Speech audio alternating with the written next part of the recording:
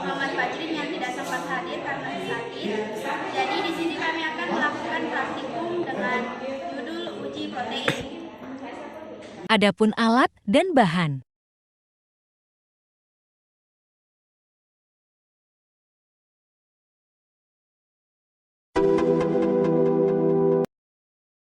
Proses praktikum. Proses yang pertama yaitu menuangkan masing-masing sampel ke tempat sampel.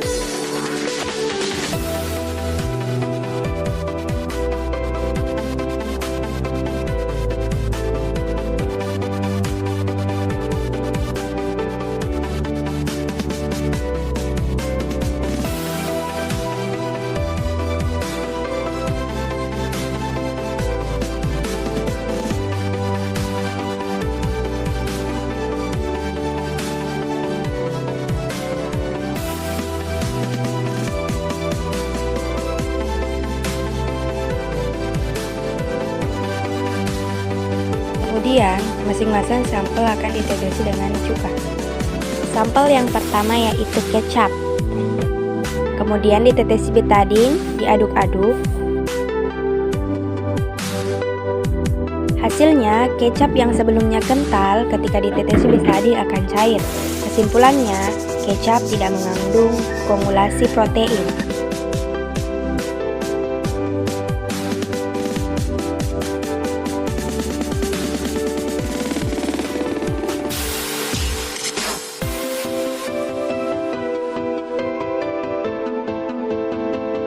Sampel yang kedua adalah susu sapi. Sampel susu sapi ditetesi dengan cuka, kemudian diaduk-aduk.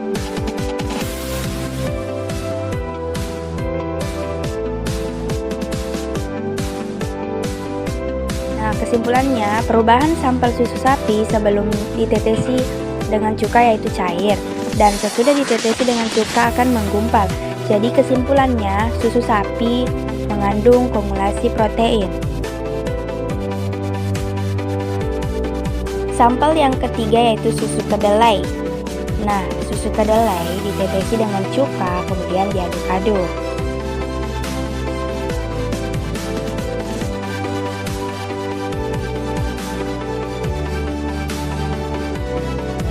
Jadi, sampel susu kedelai sebelum ditetesi dengan cuka, bentuknya itu cair. Nah, setelah ditetesi dengan cuka, sampel tersebut berubah menjadi menggumpal. Jadi kesimpulannya, susu kedelai mengandung koagulasi protein. Sampel selanjutnya yaitu minyak. Minyak kemudian ditetesi dengan cuka, lalu diaduk-aduk.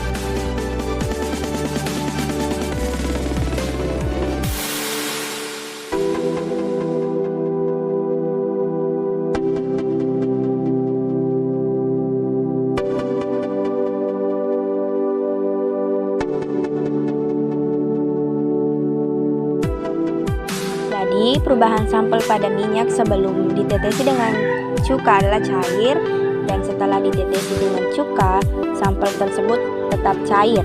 Jadi kesimpulannya, minyak tidak mengandung koagulasi protein. Nah, sampel yang kelima itu kuning telur. Kuning telur kemudian diteteskan dengan cuka, lalu diaduk-aduk.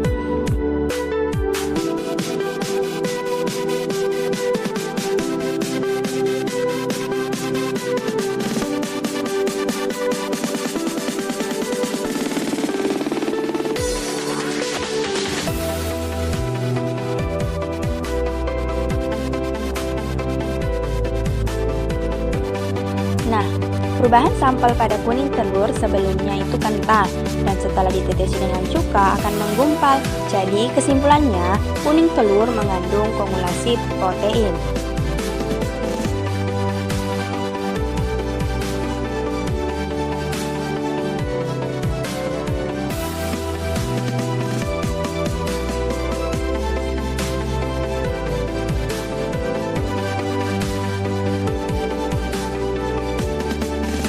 Sampel berikutnya yaitu putih telur. Putih telur ditetesi dengan betadin, kemudian diaduk-aduk. Nah, perubahan sampel putih telur ketika belum ditetesi dengan cuka itu cair. Nah, setelah ditetesi dengan cuka, putih telur akan menggumpal. Jadi kesimpulannya, putih telur mengandung koagulasi protein.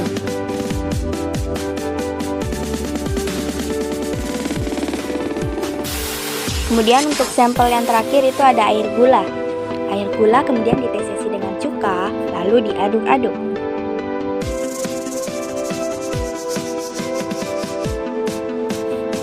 Perubahan sampel pada air gula sebelum ditetesi cuka itu cair. Kemudian setelah ditetesi dengan cuka, bentuknya pun tetap cair. Jadi kesimpulannya air gula tidak mengandung koagulasi protein.